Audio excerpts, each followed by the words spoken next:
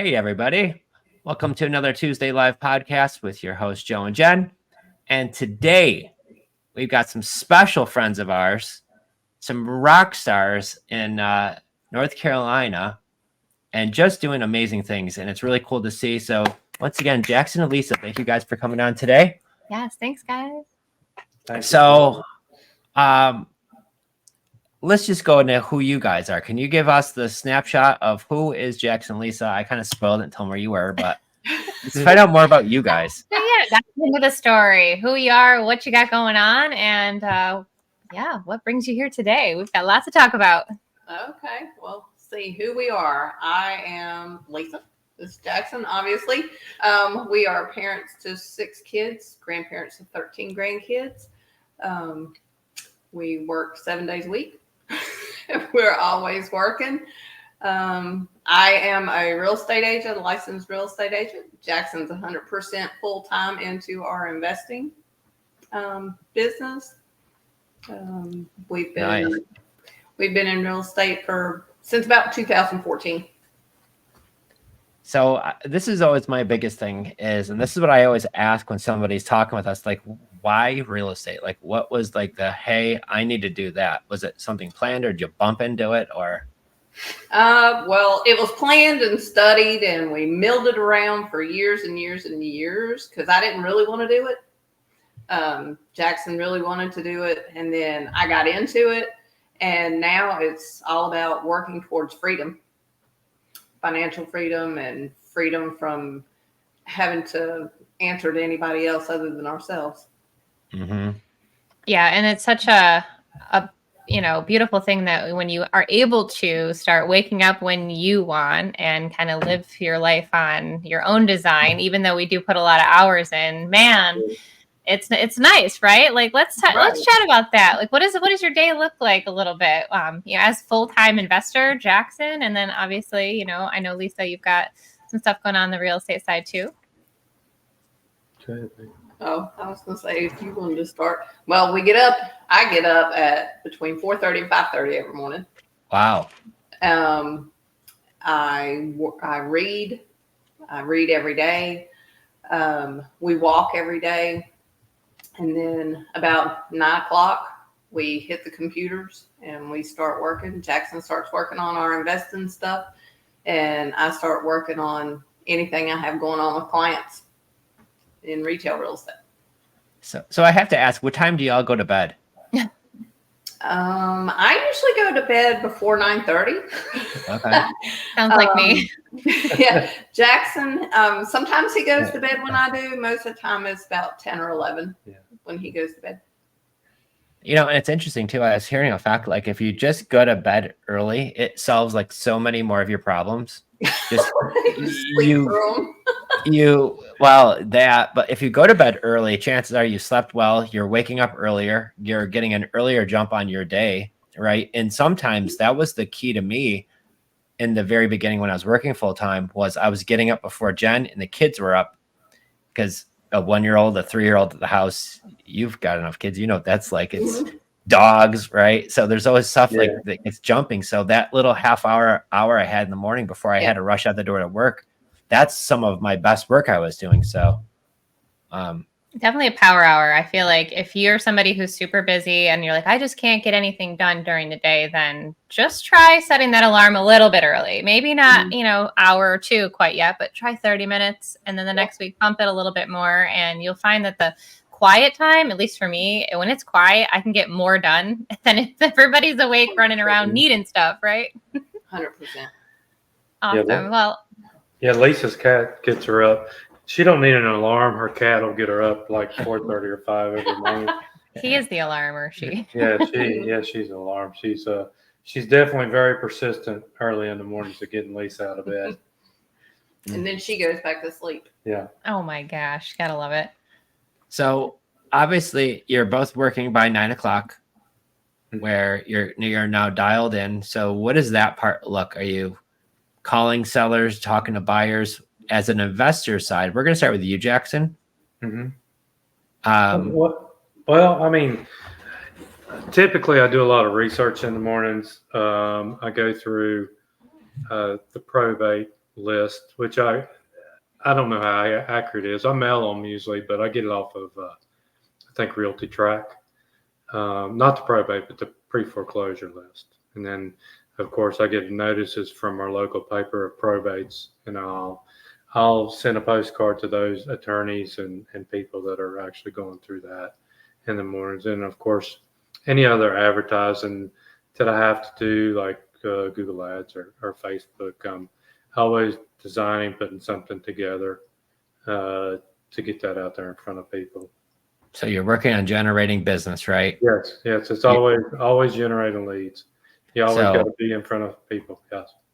Well, and so everybody listening, we're going to drop some little nuggets right now. So take out some notes if you're listening. But so the first thing you do, obviously, take care of yourself physically, mentally. You probably had some breakfast, right? You didn't skip that. You're, especially after one of these long walks, like I come back, I'm hungry, right? So I get it. But then after that, it's right to business, and it's right to lead generation and dialing that in, because if you don't have leads coming in one way or another, if not many ways, more importantly, you don't have a business. So the first thing we're working on here is generating revenue.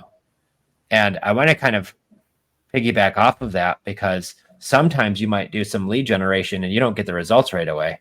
And I kind of want to talk about one of the latest deals that you guys just did that we were kind of talking about in our small group coaching, but like, what an amazing story. So I know I would have given up on this seller. And so to hear the fact that you didn't and how you did it was really cool. So can we get into that deal? Sure. Yeah. It's actually 2 deals, and one years ago, it's probably been 3 to 4 years ago.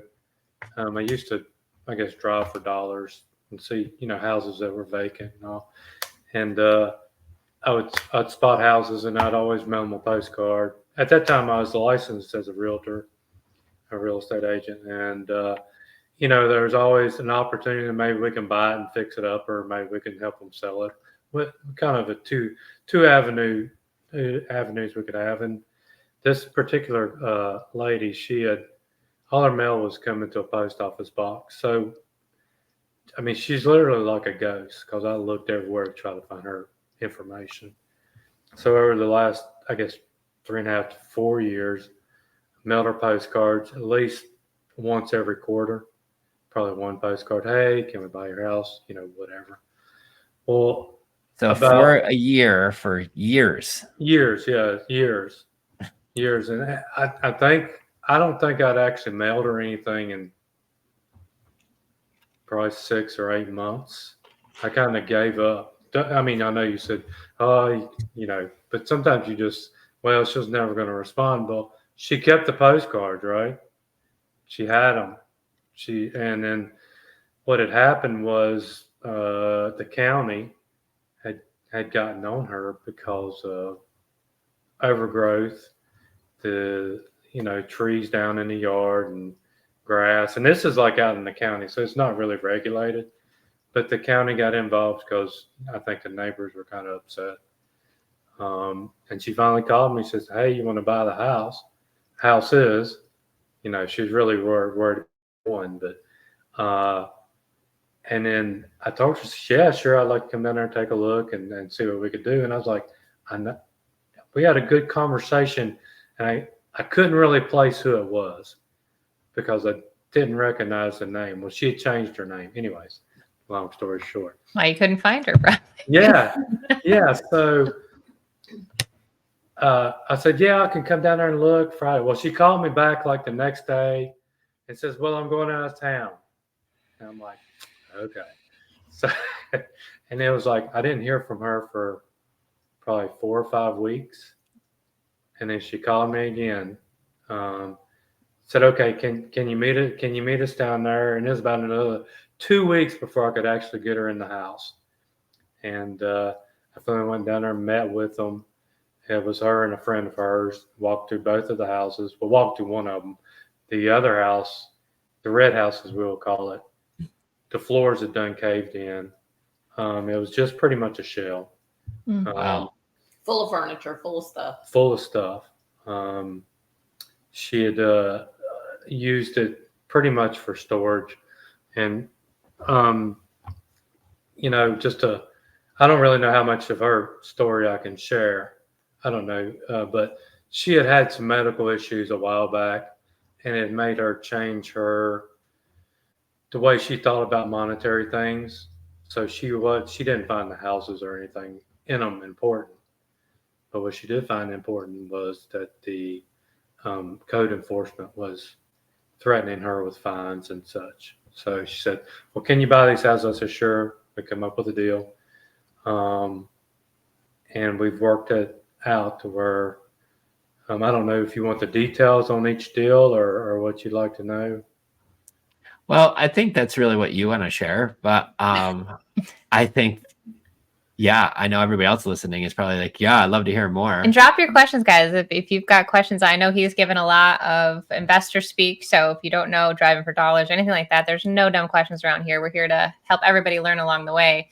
I'm curious, how many times a year were you sending out these postcards? Was it just once a year? Were you dropping them frequently? It's probably like 4 times a year. Early on, Quarterly. early on, it probably was like once every 60 days, and eventually, 4 times a year, and then probably, once a year or twice a year. Well, think about it. 3 years later, I know I've probably been like, geez, well, either she has a whole pile of them, which sounds like she might She have at least kept one, right? Well, I know for a fact I wasn't the only one mailing her. I mean, Oh, wow. because I'm sure she has a whole suitcase full of postcards, or she did. Yeah. Well, and this is a big point of that, time and circumstances can change everything for a seller and really make them maybe not that motivated at one point. And then obviously they get a call from code enforcement. And now that level of motivation just jumped right up. Right now, all of a sudden, they're, that I need to get this thing sold. They're at their hottest point. And so the fact that you were consistently still following up with her for all of these years, at least this is why you were in the running. Didn't guarantee that you had the deal, but obviously they knew that you're interested in buying it, right? It wasn't one and done. So if you're listening to this, guys, marketing doesn't always work on the very first try. And if it doesn't, it's okay to keep trying, especially if you feel like there's a property where there's a seller and they do have a situation and you feel like you can help and provide some value to that. So great for you to like keeping up with it too. Like seriously. Yeah, it took I spent a lot of time with her after our first meeting. I did spend quite an amount of time with her, talking to her and building rapport and trying to understand and help her through the whole process. And eventually we were able to get closed on both of the properties. So the red house, which was the easiest one, and the one in the worst shape. I mean, it was pretty much just a brick shell. That's all it was. All the floors had collapsed. Well, Lisa, one of her clients, it was her ex-husband that had called Lisa, or how did that go? He had been trying to get in touch with that lady. He had been in that house for years, and he couldn't get in touch with her. So my client gave me his phone number and gave him mine, and he called me, and we got that set up because he really wanted that house. Wow. How did he know you had it? I told her. Okay, cool. I didn't know if he saw it like maybe a post or something, or I told her that we were working on it. We didn't even have it at the time. I told her we were working on it. So word of mouth, talk about what you do for a living, right? Mm-hmm. Yeah, Imagine that. Oh yeah, and again, bringing up the point with some people think you have to have that cash, you have to have the capital to buy it, and in this case, you didn't buy those deals. You got them under contract, and then you assigned the contract to an end buyer, like you're speaking of, who then is going to go in and sounds like possibly demolish this and then rebuild it or whatever. Maybe it's the land value they want. I'm not quite sure, but if there's an end buyer there, so that's a great way to invest back into your own business now once you make that spread on that deal. Yeah, and I think wholesaling a deal or two, they call selling paper, because Jackson didn't sell him the lease. He sold him the contract to buy the house, right? So had it under contract at a good price, found a cash buyer who was like, obviously, said, I've been trying to get a hold of this lady. So you weren't the only one trying to get a hold of her. No. Others couldn't either. And then once word of mouth, and this is what we talk about, like sharing who it is, like who you are and what you do with the community and others, you get your buyer just through a referral that way. Yeah, and I Yeah. think we spoke to Jackson that like she had that emotional attachment like to the house, and it was a lot. And we've run into that with so many sellers where, just the thought of listing it and having the public, right? Like it's very scary to them at times. So just to direct deal with you as the investor coming in and helping her just eases a lot of stress, especially if she's got a lot going on. Yeah, the red house, the brick house, was actually her. It's where she grew up, and her parents had built that house in the 1930s. Wow. And she had a lot of stuff in the house. And after we closed on the house, well, during the process and after we closed, she had requested some things that she remembered in the house. And of course, I passed the word on to the end buyer, and he's going to try to salvage those things if he can find them, so we can return them to him. And it was just small things like portraits that were hanging on walls that she couldn't remember where they were at. It was nothing really of value monetarily, more Right. emotional value. But this is the part of real estate that I love getting into because I feel like it's overlooked by the big checks and the this and the that, right? Like these are people and these are homes and their memories, and a portrait costs nothing to someone else walking in there, but emotionally, like it means something. So if you can help her out, like that's really what I find really fascinating about real estate. Yeah, and when you buy some of these houses too, like the things that get left behind, you'd be surprised. Some of it, I mean, one was a brand new snowblower. Like I don't know if it was ever used, just brand new, covered in this wrapper, and it came with the house. So down in Florida, that don't matter. Some of you down here don't even know what that is. That's okay. For my northern people, that was for you. Brand new one. They're like $1,000 or more. Yeah. It throws snow out of your driveway. It's not like a snowball machine. But so there's different things that you could find in these properties, and a lot of it is sentimental value. So if you're able to kind of work with the seller through that. I know one of ours that we bought, there was like his grandfather's old like metal oiling can, and he was like, oh my gosh, I would love to have that. That's right. Yeah. Remember that? So he came up to my work and he went and got it. So it was really cool to be able to do those things for these folks too. So that's awesome. And then of course, yes, you are able to help people out and make some money. It is a business. So that's always, important as well. We always say, if it don't make dollars, it don't make sense. But you did not one deal, you did two deals there? Yeah, I did two deals. The other house, we called it the White House. And we run into a little bit of an issue on that one. I immediately had it assigned within like a week to some neighbors, and they didn't follow through. We were run up to closing day, and the day before they were like, "Oh, we're backing out. We don't want it." I love that. Might as well not wait till the last second. Yeah, of course, right. So I mean, that was a little hurdle to get across, but the seller, she was very willing to extend a little bit, and so we did finally get that one closed. It was a family house as well. It just wasn't. It was part of her family at one time, and we were able to assign it and make very good off of it. But back to the red house, Jim, the guy that actually purchased the house, he actually is going to try to save the house. Wow. Wow. Yeah. So the brick's still there. The foundation's good. Everything looks good on the outside. He just has to rebuild all the floors, clean it up. So he is going to try to salvage the house. How cool. At the end of the day, each house is probably going to be worth about $350,000 to $400,000. Nice. So yeah. For the people that bought them, they're going to hold on to them or sell them down the road. I don't know. I didn't ask. Yeah. How far away are you from these houses? They are about 30 minutes away. So maybe in a little bit you can pop out there and shoot a little content. Keep us posted. Yeah. I talked to the guy on a regular that bought the red house because I kind of know him. But yeah, I'm going to follow up with him every few months, see where they are, and ask him how the neighbor's doing on his side of the fence. So here's a tip too. If you can, I would have any before pictures. I would get any in progress pictures from him. Hey, do you have any in progress pictures that you can share in your Facebook page? And then the same thing goes. It's completed, because it's really, I'll tell you what, some of our coolest videos and things were houses that came back from like, oh my gosh, I wouldn't walk in here, to where like, I want to move in here. Mm-hmm. Right. So it's really cool. And I'll tell you, that's been some of our favorite things to do, is get that beautiful neighborhood, just find that one ugly house and how to make it beautiful again. So it's cool being part of it. The neighbors are going to love you for it too. Yeah. So you actually impact the community as well, which is awesome. Yeah, So it is very impactful to the community, because the neighbors, all of them were very unhappy with the house.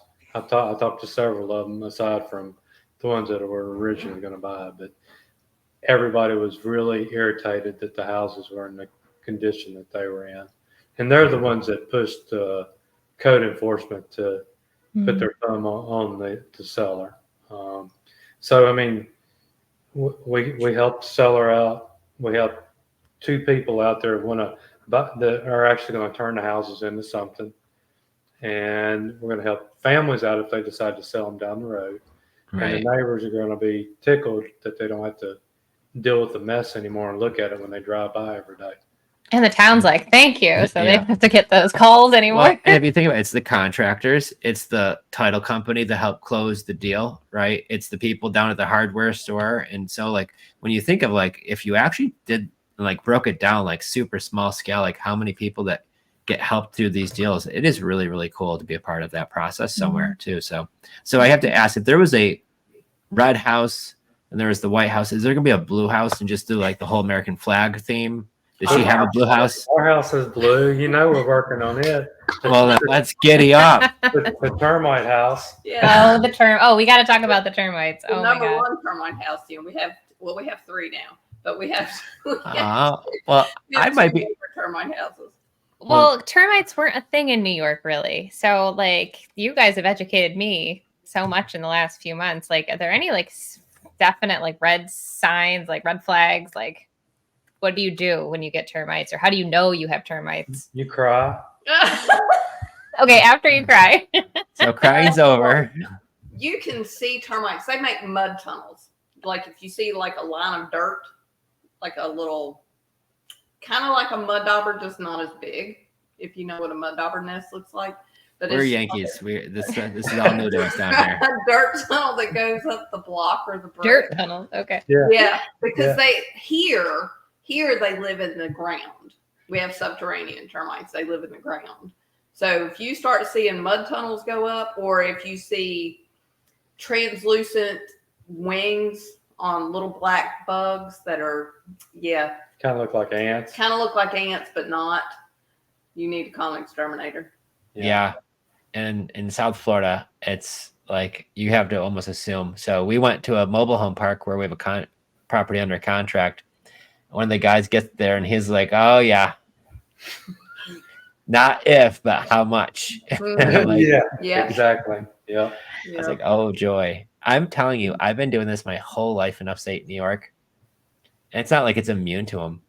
I've never seen a termite thing before, and now down here, Oh, my gosh, I guess there are some mud things up in New York that we're talking about. Mud daubers. Mud daubers. Those are bees. Yeah, they're like, that's what they're like. okay. We're entertaining people nonetheless here. So you don't run from the termites. You just cry, and then you're like, okay, I'm just going to tackle it and bring it back. Tackle them. Yeah, so definitely if you buy a house, get an inspection.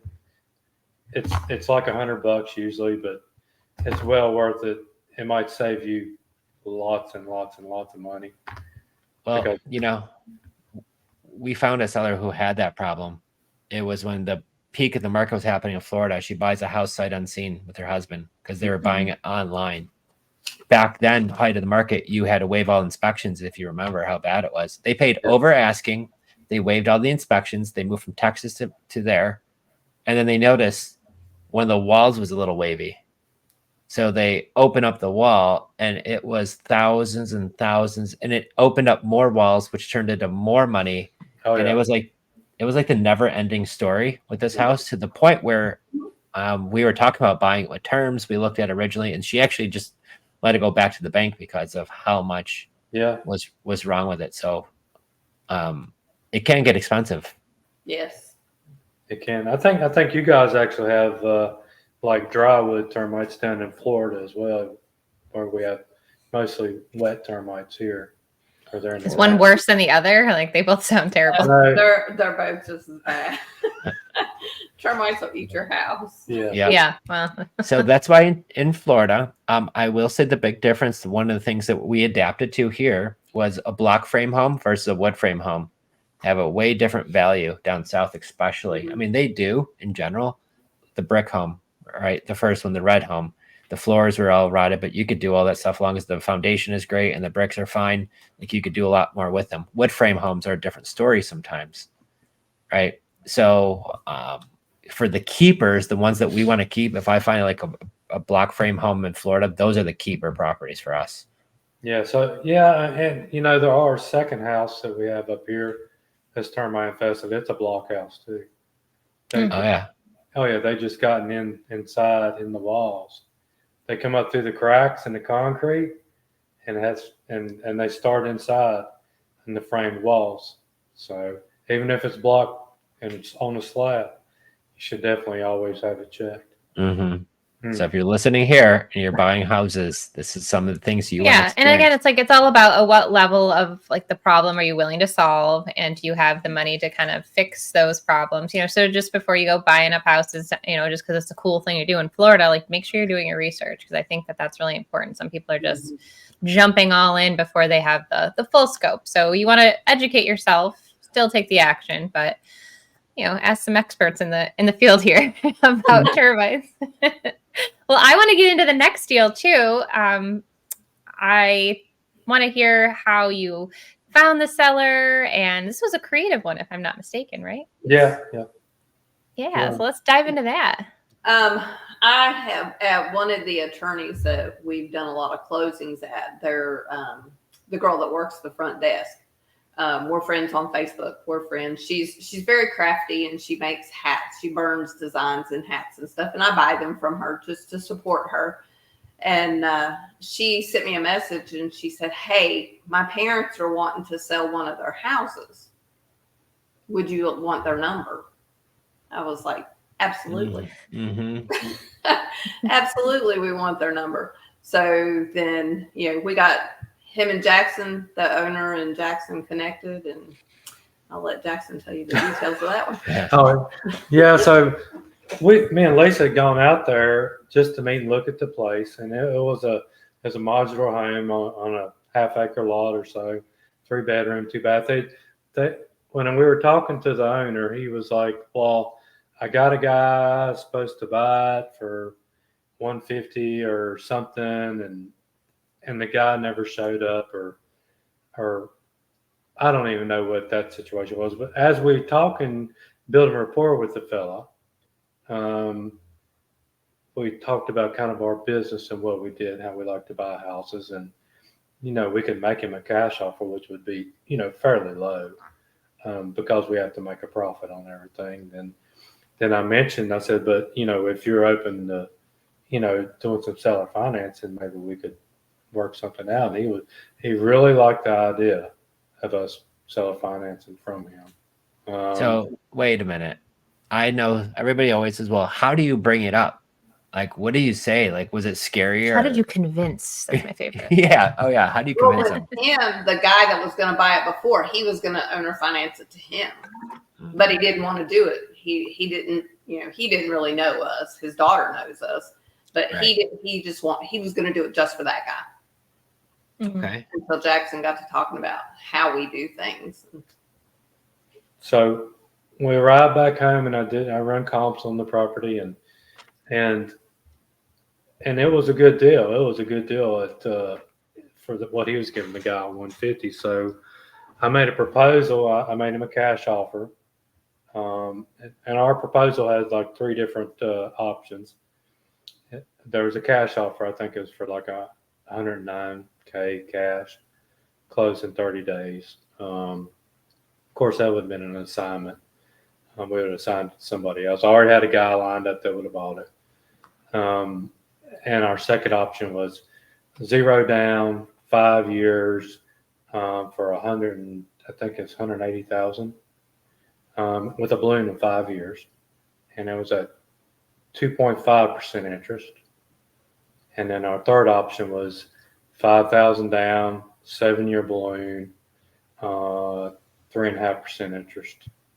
And of course, he chose the one I wanted him to choose because it would have been best for us to get 7 years. Yeah. And so we agreed on a $5,000 down, $170K purchase price.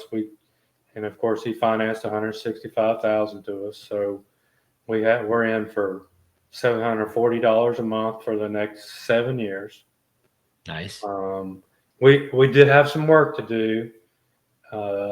We bought it. We didn't think there's some decks on the back of it that were in some bad shape. We just thought we could replace some boards and everything would be good. But we had 2 contractors look at it, like, no, because all the frame was in bad shape. It had been there for 20 years plus. Okay. And so 2 small decks cost us $4,000.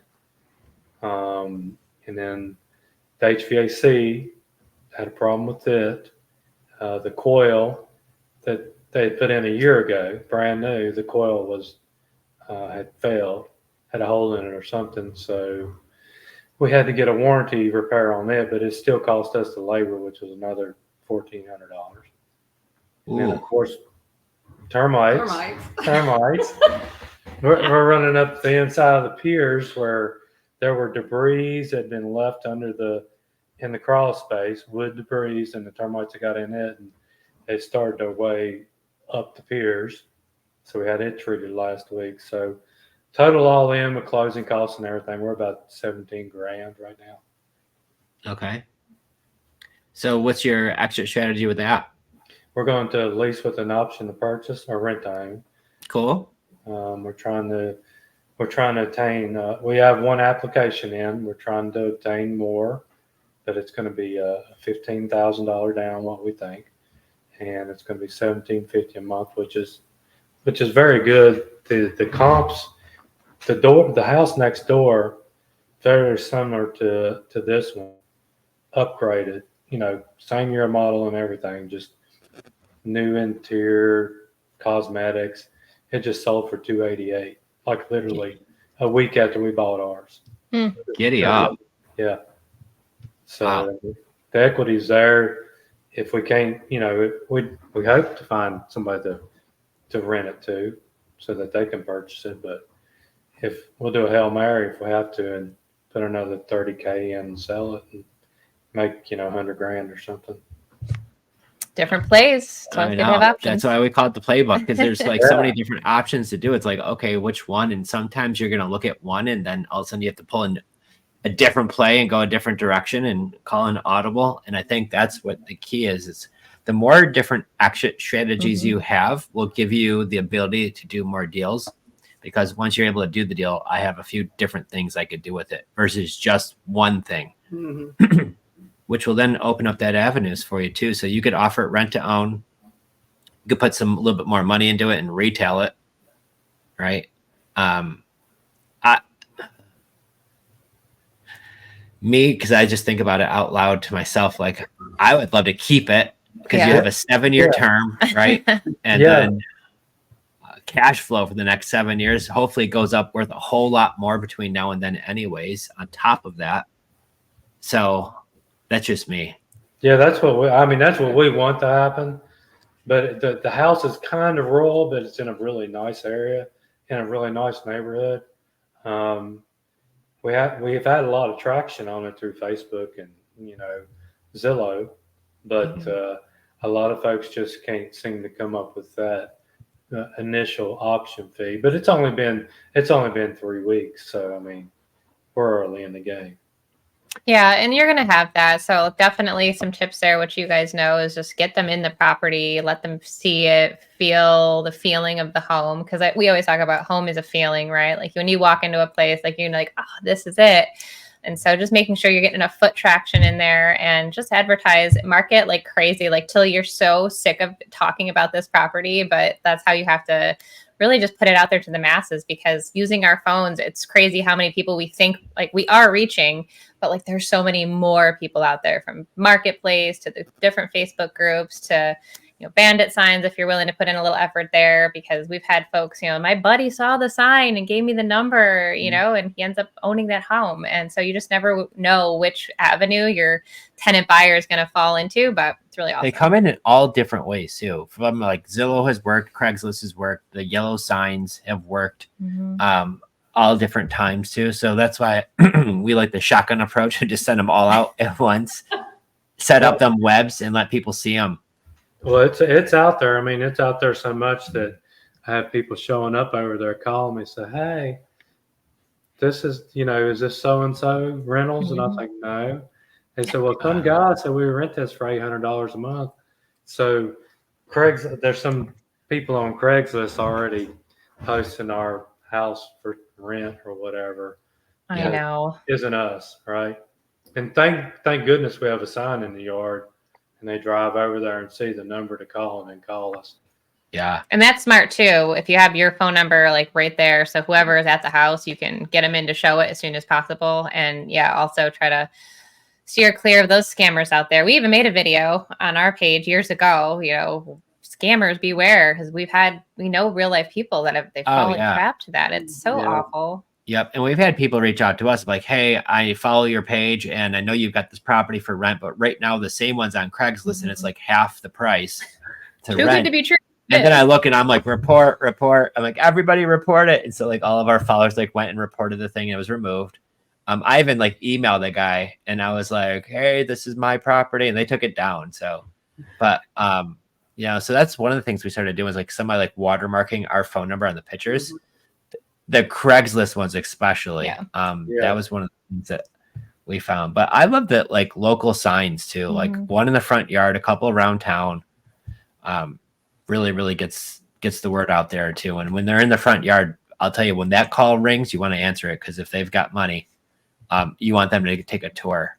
And it's such a great opportunity that a lot of people don't even know it's out there. When people like us, we acquire these houses, you fix it up a little bit, and now you're giving somebody who maybe has run into some credit issues, maybe they had some medical bills or whatever happens, right? Like life happens to great people. And so now you're going to give them an opportunity to go move in, fix their credit, kind of get things in shape and be living in their home that they're going to own in just a few years. So that's such a great opportunity. Yeah. So, well, good. We'll keep sharing it, guys. I'm sure you're going to get some people. I think at the lady who just rented one of ours, she just got a divorce. Sweet lady. Got a heck of a property. Got to make it now her own. Mapped out her own garden and things like that. So she's making it home already, which is wonderful. And then over time, we're going to give her that time to fix what's broken. And with some of our listeners, they're like, well, why is having money important? Well, if you ever bought a house, you're going to need closing costs, attorney fees, percentages down towards the property itself. You're not going to do no money down, right? So you got to put money down towards that. And what you don't want to do is wait years and years and years from somebody to rent the house just to find out they get everything fixed, but they still don't have the money they're hoping to have. So it's important to make sure you have some type of that up front in the agreement up front. So then you're setting yourself and your renters up for success too. So I think that's what's really most important, but that's also why when you do rent to own and you do it right, you're actually helping people. And we turn a bunch. I just got a call last week from one of our renters. He's like, I'm ready to buy the house. What's the next step? I'm like, giddy up.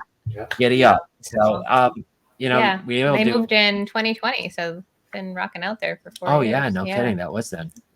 So it's really awesome experience. We've got some great questions going on. You guys ready for a little Q&A? Sure. All right. Yeah. So back to the postcards. I think that was a little intriguing here. How many were you sending out and who did you figure out who to mail them to? So I know you said you do them quarterly, but like, were you just doing like 10 at a time or like how many at a time, I guess? Back then when we started mailing houses, I would just drive around, I would write down their address. Right. And then, I think there was a company that a lot of realtors use. I'm not going to mention them here, but they'll mail out postcards and stuff. But you can kind of design your own postcard. So I'd write down the addresses and then I'd go back to their program and then I'd put the addresses in and I'd just say, I change a couple of things, willing to buy your house or help you sell it. And then I just send out the postcards that way. And typically, I think we were probably at that time 3 or 4 years ago, probably mailing 100 postcards a month. Wow. Nowadays we mail, I mean, just this morning I mailed about 300. So it's gradually increased over the years.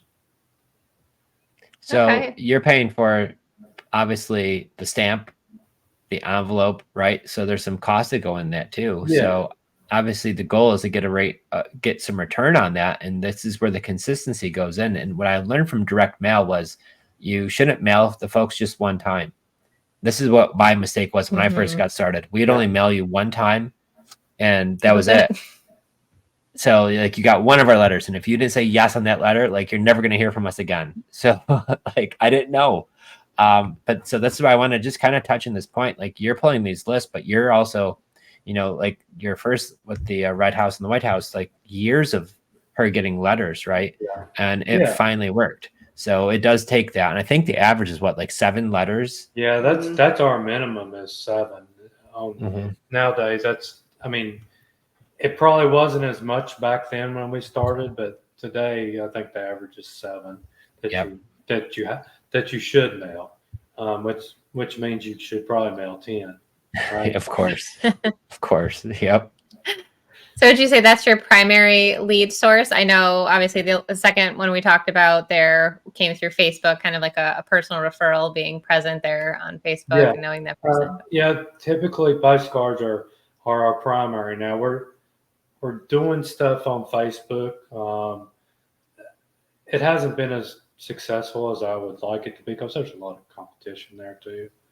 And I just haven't been able to figure it out and save enough money. I haven't figured out if it's worth it or not yet. So I'm still working on that myself. We gotta get you some virtual assistants. That's what we gotta do. We gotta get you guys some help in that department there, so you're not doing all the posting. Yeah, but direct mail is currently, that's our best lead source. That's where we get most of our stuff from, and word of mouth. I mean, word of mouth on both deals, really, like being able to have that presence in your community and people like showing up on social media, using that as a referral tool, and then just like continually talking about it. I think that's gonna, it's just started. Like you planted all those seeds all these years, and now you're starting to see the fruits of the labor. So no matter what channel you use, it's staying consistent with it and then continually showing up, even when you feel like it's not working. And when you want to quit, that's when it's about to happen. It's true. And that's why I think like what you're sharing on social media, what you're doing, and even like the projects that you're working on and all of those things, like it's cool to see. And I'm like a dork because I love watching it happen too myself. So it's just fun to see, but it's also great to see too, because obviously they know that you guys are the real deal and professional, and that's awesome. I saw you guys doing your walkthrough too there. I was like, hey, look at Joe doing that walkthrough. That was the mobile home with the termites. The termite mobile home. Oh, the fun. Right? You find yourself in some really fun places. And here's the thing too, shout out. Like I went there to go visit it, to walk the property, and there's the neighbor, Bob, outside smoking a cigarette outside his trailer. 10 minutes later, I'm inside his, we're hanging out, talking about football and things like that. And like you just meet the neighbors. I'm a people person, so some of you might be freaking out by doing that, but I know I love it. So it's fun. Where did you go? Like I thought you were gonna be like off the video and then come right home, and he was with Bob hanging out. He's a cool guy. It's a 55 and older community, so his wife was out, and it was just him waiting for her to come home from shopping. So we were just chatting at the kitchen table. But you also, didn't he say like he might sell in the future? Like he is going to sell. Yep, because they want to move. They actually want to move to North Carolina because that's where all the kids are, and they want to be closer to their grandkids. So he and his mother-in-law, they all want to sell because she's got one in the same park. Okay, nice. So I was like, about that whole park. I'm gonna jump over to Instagram. We've got some action going on here. I can't pull up the questions, but I'd love to kind of asking a question. What are some common reasons that people will sell this way with an investor versus why they wouldn't sell with a realtor? Like, do you want to kind of break down, like, what's the pro of, the first couple of deals we talked about, why an investor worked better for her? Well, I guess you could have went with a realtor, but a lot of agents want you to fix up the house and do a lot of repairs.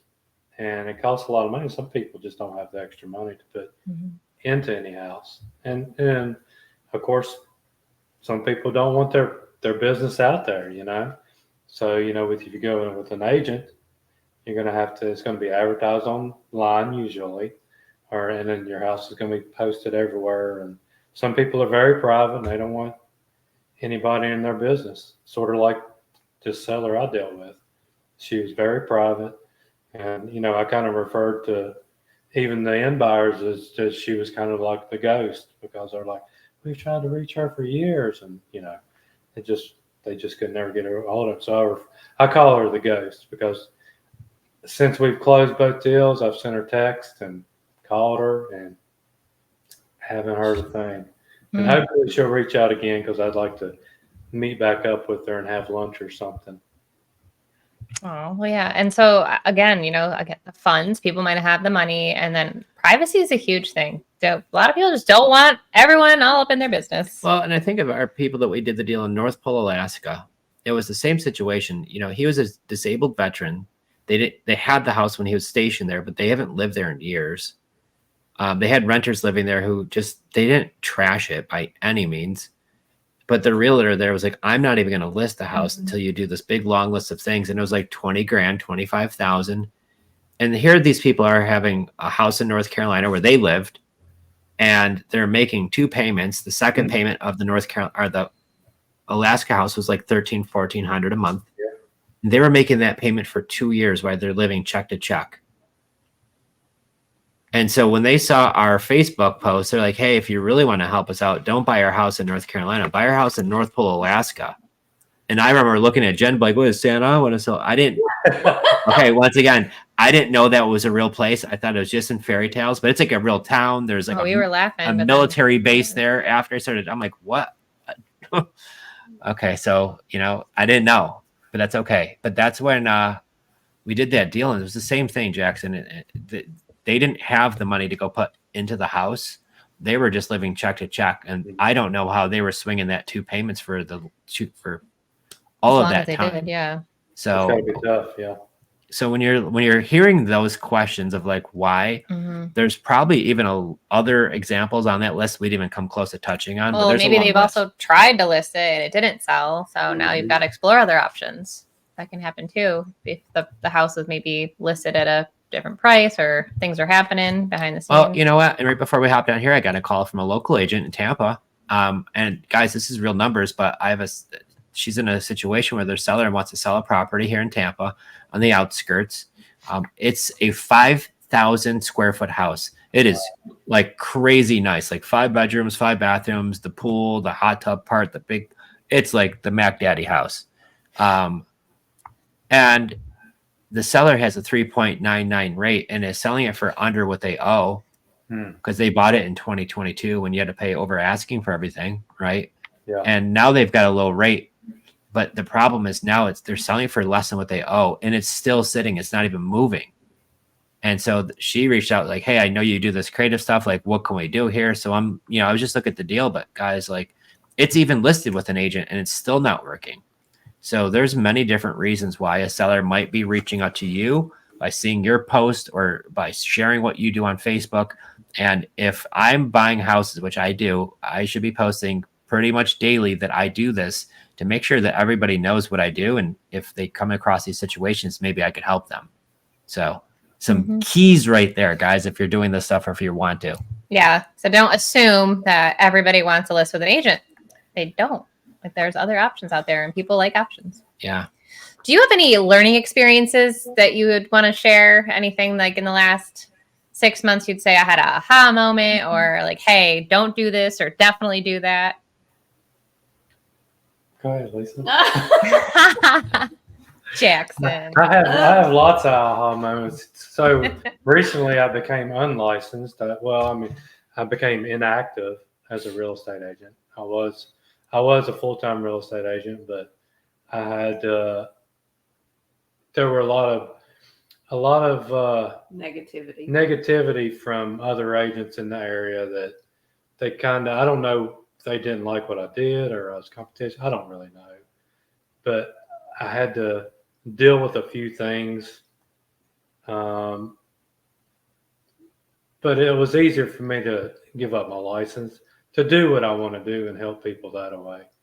Because sometimes there's certain rules and regulations that you have to follow, and they didn't think I was following the right rules. And instead of me having to deal with it, I decided to just get my license up.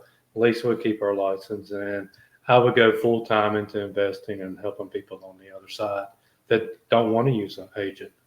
Mm-hmm. Well, and there's some big nuggets right there too, because I know when we first got started, like we were like, do we need to be agents? Maybe I should get my license. And Jen thought maybe she does for a little bit. I was really close to it. And I was like, nope, I'm not going to do it. I want to be an investor. I want to stay an investor. So I'm not picking it, obviously. Shout out Lisa. I'm not picking on realtors, but like that was one of the things for me when I first got into it, realized I don't need to be an agent to buy houses. So if you're watching this and you're thinking, do I need my license? You don't. You don't need a license to buy a house. You don't need a license to sell your house. You don't need a license. Well, you do in some places to assign contracts now, depending on where that obviously is. Check your local, area officials. But you don't need to be an agent to buy a house. Nope. So that's the kind of the neat thing about it, guys, and girls listening. So remember, don't let those little things hold you back. The number, one thing is to start taking action. So kind of even pulling back, and we'll answer some more questions. But when Jackson said in the beginning, like 9 o'clock, he's at the laptop or phone or iPad, whatever. And he's starting to work on how am I going to generate leads? And that's by doing some marketing. And then obviously as these leads are coming in, they're chatting with these sellers. They're going to see properties, guys. They're taking action. And these little action steps are the difference of just watching videos and hoping you could do it, and then actually living these step-by-step process of doing it. And that's where you're going to learn. It's not by watching videos. It's by actually seeing the house with the floor, right? Mailing the lady, talking to her about the situations and connecting. That's where the value comes in of what we do as investors. So if you want to get into this, good, watch videos to get like the entertainment part of it. But when you're starting to want to do that, like you got to roll up your sleeves and actually get into it. And that's the thing that's cool about you guys. From the time we met, you jumped right in. I mean, you were already in it, but it was like there was no stopping you two. And you just kept taking those action steps of finding deals. How can I offer more than just these cash offers, but these creative deals too? And like, how can I get more of these? And I think that's the neat thing about what we get to do. Yeah, the greatest thing is I really like going out and talking to people. That's probably the thing I love most is I'll go out and I'll go to somebody's house and be there for 4 or 5 hours. 4 or 5 hours, 6 hours, and Lisa sending me a text, "Where are you at?" And I don't know because my phone's in the car, right? Oh my gosh. And I'm like, well, when I get back in the car, I said, well, I'm on my way home and it's like dark. Your dinner's cold. All right, Jax. But that's probably the best part of the whole thing. Even being a realtor or being in creative finance myself, I think going out and talking to people and trying to solve their problem however you can and just connecting with folks is probably the best part of this business. I totally agree. And I want to put this up here. I got some more community members who are all hanging out at Athena's house. Shout out to Miranda and Juliana. They're watching, tuning in to support their fellow members here. Gang. So that's really awesome, is finding the people that are like-minded, do the business together. I love that. I mean, obviously we're a husband and wife team, so it's really awesome to see other couples who enjoy each other's company and wanted to do business together, and finding your roles. So I wanted to ask that question, because that took us a little bit of time trying to figure out which lane I was supposed to be in and which lane he was going to be in, because I am not the person who wants to jump on the phone calls or go to sellers' houses, but that's his thing. So even doing the contract, you're like, heck no. Even, today someone asked me about that. The contracts are not my thing. I never learned that part of the business. So do you guys have like defined roles, or do you kind of just, whatever needs to get done gets done because you're both realtors, or how did that work rolling into investing?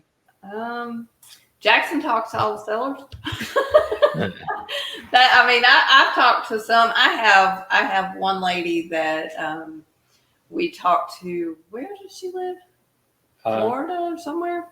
I can't remember where she's originally from, but Jackson was trying to buy her house, and we were, he was talking back and forth, and she messages me on Facebook. She still messages me. They've sold their house. Oh, Hampton Road. Yeah, and she still meant, we talk every few weeks. I'll tell you, you build up those relationships and you get some new friends. Yeah. As for roles, I usually do the marketing. I talk to sellers. I chase down leads. I do a lot of driving for dollars. Lisa does some driving for dollars, and we put out, bandit signs and all kinds of craziness. And I do the retail side. And Lisa does a lot of the retail real estate side and a lot of the contracts. She's more of the straight and narrow rule follower. Don't want to get smashed on the hand with a ruler type of girl. She's definitely the rule follower. And she tries to keep me out of trouble. So it's probably a full-time job over there. Yeah, so you guys make the dynamic duo. Seriously. You just work perfectly together. Yeah. Somebody asked me one time how much time we spend together, and it's about 95% of our time is together. Wow. Doing something. That's probably us too. I was gonna say that is always us. I mean, but for next week, I'm out. You're on your own. Oh, I know. She's going away for a whole week next week. I love that. Well, awesome, guys. Thank you so much for taking time out of your busy schedules. I know you've got a lot on your plates and tons of people to go to chat with. But, if there's anything you want to ask Jackson or Lisa, is there any way they can connect with you on social, or any way you want to share a Facebook handle or a group that you're maybe running? I'm not running any group. I'm moderator of some moderator. Group. Yeah. I just help out. But I mean, I guess you can reach me at facebook.com/JaxEclipse, JaxXEclipse. You can reach me there. I'm pretty easy to find. You can just type in my name and search. Just Google us. Yeah, you can find us on Google. Yeah, you can just put our name in Google and find us. Yeah. Well, it's really cool to see your journey and all of the things you're doing, and hopefully you continue to share it all, because it's really cool to see. And I will tell you, it's really exciting to watch you guys too. So thank you so much for coming on today and being part of this. Absolutely. Yeah, thank you. So if you didn't catch the beginning part, make sure you go back and watch all of it. We've got it on YouTube, Creative Finance Playbook, and it'll stream on Apple and Spotify. Until next time, guys, have a great week, and we'll catch you later. See you guys. Bye. Bye.